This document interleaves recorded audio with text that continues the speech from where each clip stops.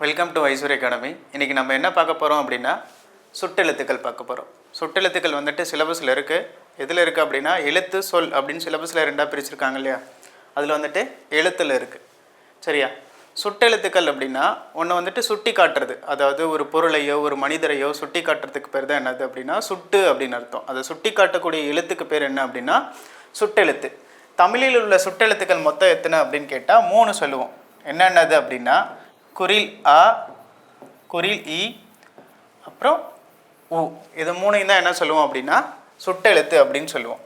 அதாவது சுட்டெழுத்து வந்துட்டு என்ன சொல்லுவோம், அங்கு, இங்கு, அந்த, இந்த வார்த்தைகள்லாம் என்னது அப்படின்னா சுட்டு வார்த்தைகள். அந்த, இந்த.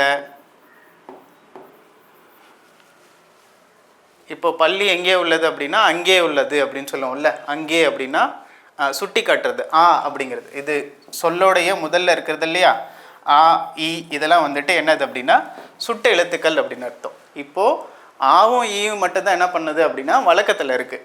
அப்போ ஊ அப்படிங்கிறது என்ன கிடையாது அப்படின்னா வழக்கத்தில் கிடையாது. ஊ வந்துட்டு இப்போ வந்துட்டு வழக்கத்தில் இல்லை. ஆங்கிறது வந்துட்டு செய்மை சுட்டு, அதாவது தொலைவில் இருக்கிறது சொல்லுவாங்க.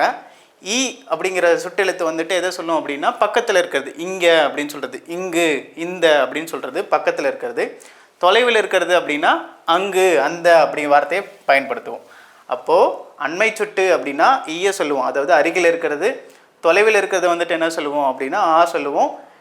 அதாவது தொலைவும் இல்லாமல் கிட்டையும் இல்லாமல் ரெண்டுத்துக்கு இடைப்பட்ட பகுதியில் இருக்கும் இல்லையா, அதாவது தொலைவும் இல்லை அருகிலும் இல்லை, ரெண்டுக்கும் இடைப்பட்ட கேப்பில் இருக்கிறத எதில் சொல்லுவோம் அப்படின்னா ஊங்கிற வார்த்தையை வச்சு பயன்படுத்துவோம். அதுக்கு எடுத்துக்காட்டு என்ன அப்படின்னா, ஆனால் இப்போ வந்துட்டு என்ன கிடையாதுன்னா வழக்கத்தில் கிடையாது. ஊங்கிற வார்த்தை என்ன கிடையாது, வழக்கத்தில் கிடையாது. ஆனால் பழைய தமிழில் வந்துட்டு அதாவது செயலெலாம் பயன்படுத்தி இருந்திருக்காங்க. என்னது அப்படின்னா உதுகான் அப்படின்னு சொல்லுவாங்க. உதுகான் அப்படின்னா என்ன அர்த்தம், உதுகான் அப்படின்னா சற்று தொலைவில்னு அர்த்தம். தொலைவு கிடையாது, சற்று தொலைவில், அதாவது கிட்டையும் இல்லை தொலைவும் இல்லை, சற்று தொலைவில் அப்படின்னு சொல்லுவாங்க. அப்புறம் உப்பக்கம் அப்படின்னா முதுகு பக்கம் அப்படின்னு அர்த்தம். உப்பக்கம் அப்படின்னா முதுகு பக்கம் அப்படின்னு சொல்லுவாங்க, முதுகு பக்கம் அப்படின்னு சொல்லுவாங்க. அடுத்து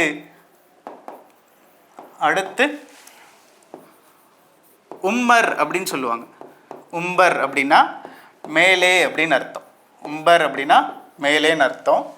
இப்போது அண்மை சுட்டு அருகில் இருக்கிறது குறிக்கிறது வந்துட்டு என்னன்னு சொல்லுவோம் அப்படின்னா ஈயை வச்சு குறிப்போம், குறில் ஈ. தொலைவில் இருக்கிறது வந்துட்டு ஆவை வச்சு குறிப்போம். ரெண்டு பேத்துக்கு இடப்பட்ட கேப்பில் இருக்கிறது வந்துட்டு அதாவது இடைவெளி இருக்குல்ல, அதை சொல்கிறது வந்துட்டு ஊவை வச்சு சொல்லுவாங்க. உதுகான் அப்படின்னா சற்று தொலைவில் அர்த்தம். உப்பக்கம் அப்படின்னா முதுகு பக்கம்னு அர்த்தம். உம்பர் அப்படின்னா மேலே. சுட்டெழுத்து வந்துட்டு ரெண்டாக பிரிக்கிறாங்க. என்னென்னது அப்படின்னா அகச்சுட்டு புறச்சுட்டு, அகச்சுட்டு புறச்சுட்டுன்னு பிரிக்கிறாங்க. அகச்சுட்டு அப்படின்னா சுட்டெழுத்துக்கள் இருக்கு இல்லையா, இப்போ பாருங்க, இவன், அவன், அந்த, அப்புறம் இந்த வார்த்தைகள்லாம் என்ன எழுத்து, சுட்டெழுத்து தானே. இதே அகச்சுட்டு அப்படின்னா சுட்டெழுத்துக்கள் இந்த வார்த்தைகள் இருக்கு இல்லையா, அவன், இவன், அந்த, இந்த வார்த்தைகள் இருக்கு இல்லையா, இதில் இருக்க சுட்டெழுத்தை நீக்குனா என்ன பண்ணாது அப்படின்னா பொருள் தராது. இப்போ இவன் இருக்கா, இதில் இருக்க சுட்டெழுத்தை நீக்குனா வெறும் வண்ணன் மட்டும் வருமா, இதுக்கு பொருள் இருக்கா, பொருள் இல்லை. அவனுக்கு அதே தான், அவன் நீக்குனா வன் அப்படிங்கிறது வரும். இந்த சுட்டெழுத்துக்களை நீக்குனா என்ன பண்ணாது அப்படின்னா பொருள் தராது. அப்படி பொருள் தரல அப்படின்னா அதுக்கு பேர் என்ன அப்படின்னா அகச்சுட்டு, பொருள் தராது. சுட்டெழுத்துக்கள் நீக்கலாம் வந்துட்டு என்ன தராது அப்படின்னா பொருள் தராது. இது அகச்சுட்டு. புறச்சுட்டு என்ன பண்ணும் அப்படின்னா சுட்டெழுத்துக்கள் நீக்கினாலும் வந்துட்டு பொருள் தரும். அதாவது இப்போ அப்பையன்,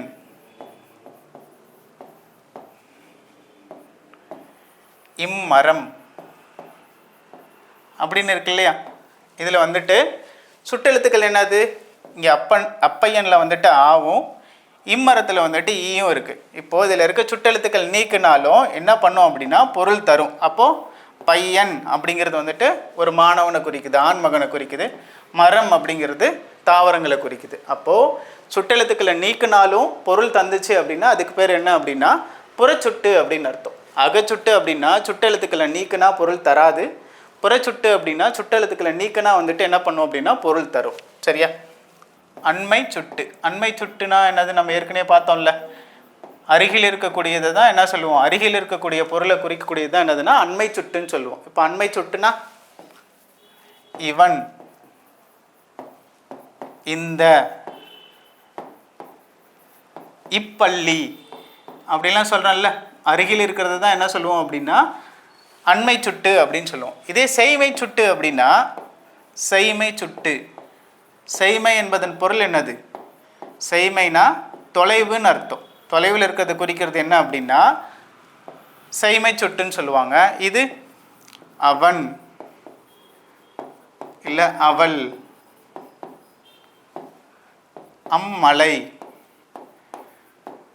அம்மலை, இதெல்லாம் என்னது அப்படின்னா செய்மை சுட்டு. செய்மை அப்படின்னா தொலைவு அப்படின்னு அர்த்தம். அண்மை அப்படின்னா அருகில்னு அர்த்தம். கொஸ்டின் எப்படி கேட்பாங்கன்னா செய்மை சுட்டுக்குரிய சுட்டெழுத்து எது, அண்மை சுட்டுக்குரிய சுட்டெழுத்துன்னு கேட்பாங்க.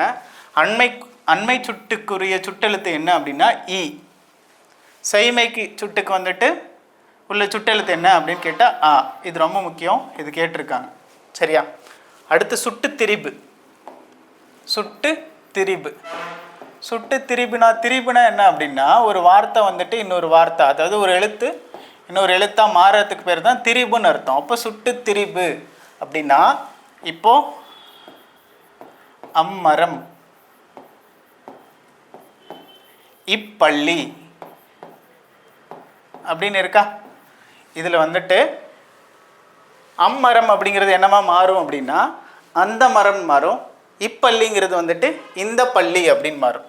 அப்படி மாறிச்சுனா தான் அதுக்கு பேர் என்னென்னா திரிபுன்னு அர்த்தம். அந்த மரம், இந்த பள்ளி. சுட்ட எழுத்துக்கள் வந்துட்டு அந்த இந்த அப்படின்னு மாறிச்சுனா தான் அதுக்கு பேர் என்னென்னா சுட்டு திரிபு அப்படின்னு அர்த்தம். சரியா? சரி, இவ்வளோதான் சுட்டு எழுத்து. சுட்டெழுத்து என்ன அப்படின்னா சுட்டெழுத்து தமிழில் வந்துட்டு எத்தனை இருக்குது? 3 இருக்கா? என்னென்னது? ஆ, இ, உ. ஆ, இ மட்டும்தான் இப்போ என்ன இருக்குது அப்படின்னா வழக்கத்தில் பயன்பாட்டில் இருக்குது. உ வந்துட்டு பயன்பாட்டில் கிடையாது. ஈங்கிறது வந்துட்டு அண்மையில் இருக்கிறது, அதாவது அருகில் இருக்கிறது குறிக்கக்கூடிய எழுத்து வந்துட்டு இ. தொலைவில் இருக்கிறது குறிக்கிறது வந்துட்டு ஆ. அதாவது தொலைவிலும் இல்லாமல் அருகில் இல்லாமல் கேப்பில் ஒரு இடைப்பட்ட தொலைவில் இருக்கு இல்லையா, அது வந்துட்டு என்ன சொல்லுவோம், எதில் குறிப்போம் அப்படின்னா ஊவில் குறிப்போம், ஊங்கிற வார்த்தையை வச்சு. ஆனால் இப்போ என்ன கிடையாதுன்னா வழக்கத்தில் கிடையாது. சரி, சுட்டை 2ஆக பிரிக்கிறாங்க. என்னன்னு பிரிக்கிறாங்கன்னா அகச்சுட்டு புறச்சுட்டு. அகச்சுட்டு அப்படின்னா சுட்டெழுத்துக்களை நீக்கினா என்ன தராதுன்னா பொருள் தராது, அது அகச்சுட்டு. புறச்சுட்டு அப்படின்னா சுட்டெழுத்துக்களை நீக்கினாலும் வந்துட்டு பொருள் தரும், அது புறச்சுட்டு. அடுத்து அண்மை சுட்டு அப்படின்னா அருகில் இருக்கக்கூடிய குறிக்கிறது வந்துட்டு அண்மை சுட்டு. அண்மை சுட்டுக்குரிய எழுத்து என்னன்னு கேட்டால் இ. செய்மை சுட்டு அப்படின்னா தொலைவில் இருக்கிறது குறிக்கிறது. செய்மை சுட்டுக்குரிய எழுத்து வந்துட்டு என்ன அப்படின்னா ஆ அப்படின்னு சொல்லுவோம். அடுத்து வந்துட்டு சுட்டு திரிபு, அதாவது அம்மரம், அப்பள்ளி, இப்பள்ளி அப்படின்னு அந்த இந்தெல்லாம் மாறுது இல்லையா, அப்படி மாறுச்சுன்னா அது சுட்டு திரிபு. அடுத்த கிளாஸில் வந்துட்டு இணை எழுத்துக்கள் பார்க்கலாம். நன்றி.